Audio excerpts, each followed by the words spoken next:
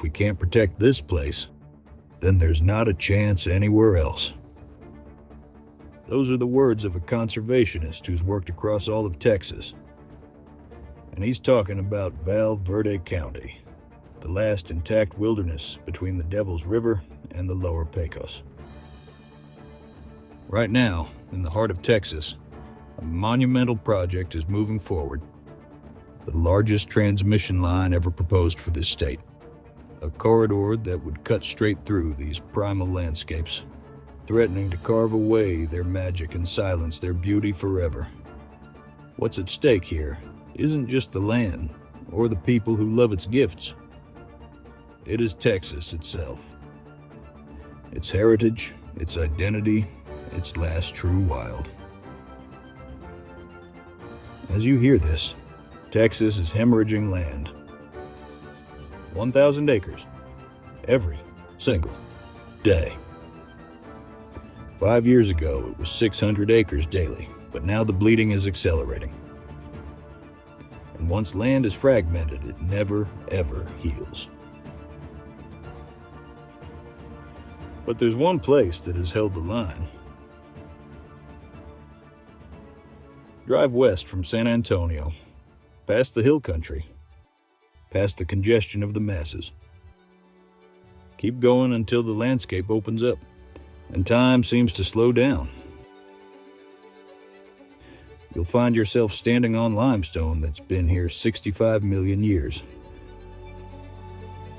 Look up. You're under Texas's very first dark sky sanctuary. Look down. Beneath your boots, hidden springs bubble through ancient karst, creating what the Texas Water Development Board calls the benchmark for river quality in the entire state. But look closer at the canyon walls. There, in ochre and ash, are paintings 5,000 years old, the dreams and prayers of the very first humans to see this land. River paddlers claim that they can see the landscape just as the first humans did thousands of years ago. This is where three ecosystems collide: the Chihuahuan Desert, the Edwards Plateau, and the Tamaulipan brush country. It's biophilia incarnate, that sacred connection between human and earth that we're losing everywhere else. For decades, private ranchers here have done something extraordinary. They've placed their land under conservation easements, more than almost anywhere else in Texas. That means they've limited their right to develop, their right to subdivide. They've chosen to value nature and conservation over commerce and cash. They've chosen not to devalue our greatest asset: wilderness. Why? Because they understand what Ruthie Russell keeps saying. Once something's fragmented, it's forever. You don't put fragmentation back together. Texas taxpayers have backed this vision. Tens of millions in public investment, creating 37,000 acres of state natural areas. Parks and Wildlife even limits attendance just to preserve the rare human wilderness experience. And now all of it is about to be destroyed. Not slowly, not negotiable, but with one 370-mile transmission line that will carve a 200-foot wide corridor straight through the heart of everything these people have sacrificed to save. 9,000 linear acres. Clear cut, forever. Here's what makes this particularly insulting. The line runs from something called the Future Howard Substation to the Permian Basin. Did you catch that? It isn't even built yet.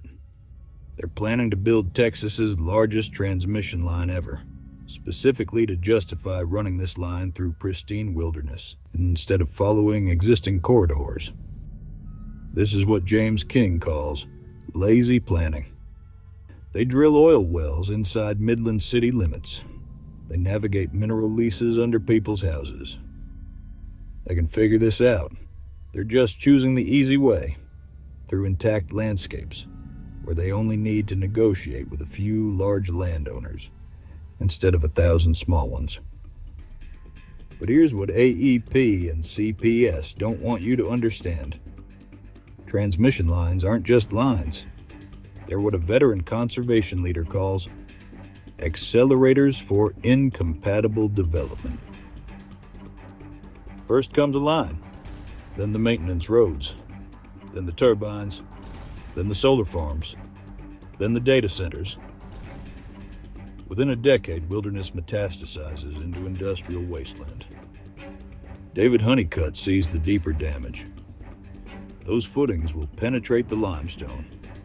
All that construction detritus, the concrete washout, the drilling fluids, the chemical runoff, it all ends up in the springs, the very springs that make this place possible. The water that's been pure for 10,000 years could be poisoned in 10 months of construction and will never be the same. But wait, doesn't Texas need this energy transmission? Doesn't the Permian Basin power our prosperity? Absolutely. No one's arguing that. What we're arguing is that there's a smarter way. Interstate 10 exists. It's already developed, already carries transmission lines. The route is more direct, so it's a lower cost. And property values there depend on highway frontage, not intact landscapes. Why not generate the power in the Permian? As Randy Nunn said, the Permian has made Texas wealthy. These transmission lines will make it wealthier still. We can afford to do this ethically. The ranchers have done their part. The state has done its part. The conservation community has done its part. Now it's our policymakers' turn to do the right thing and protect Texas for future generations. This isn't about stopping progress. It's about thoughtful progress. Strategic planning, industry where industry belongs, protecting the sacred wild. So write to your legislators. Pressure AEP and CPS. And share this story with as many as you can.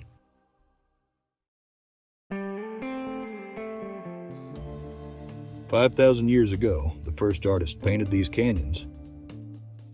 They were saying, this matters, this deserves protection. Today, 5,000 years later, we face the same choice. Some things once broken can never be made whole again. We are not against progress, but don't go and blow it with scorched earth development. We need these lands to recharge our souls, not our phones. Don't blow it